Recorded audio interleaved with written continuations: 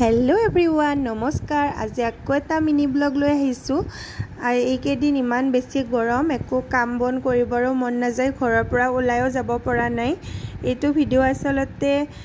15 দিন মান আগৰে হয় আমি জিওৰ চূড়াকৰণ কৰিবৰ কাৰণে মন্দিৰত গৈছিলো বালিলেছা কালী মন্দিৰ আমি গৈ পায়ে সকলোবোৰ জাজুগাৰ কৰি ললো আৰু এইফালে জিওৱে ফুৰি আছে তাই খোজ কাঢ়িব পৰা হোৱাৰ পৰা আৰু কোলাত নুঠে এনেকৈ খোজ কাঢ়িয়ে ফুৰে আৰু এয়া আমাৰ চূড়াকৰণ আৰম্ভ হৈ গল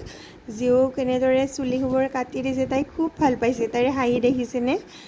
মানে তাৰ ফুৰ্তি আৰু ইমান গৰম পৰিছে এই কাৰণে আমি ভাবিলো সোনকালে কাটিয়ে দিও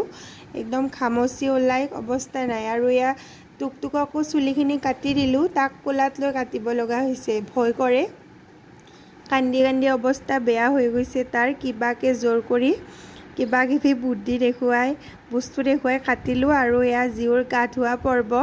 তাক গাটো ধুৱাই মেলি আমি টুকটুককো গা ধুৱাই দিলো টুকটুকৰ গা ধোৱাখিনি দেখুৱাই নহল হি কান্দিলে সেই কাৰণে মোবাইল উলিওৱা নহলে আৰু চুলি কাটি গা পা ধুই আমি ইয়া মন্দিৰৰ ভিতৰত আহিলো দুয়ৰে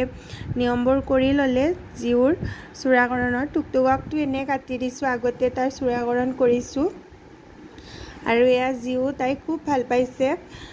চুলিখিনি কাটি দিয়াই আৰু আমাৰ টুকটুকক দেখিছেনে সবে হাতত মোবাইল লৈ ভিডিও ফটোস লয়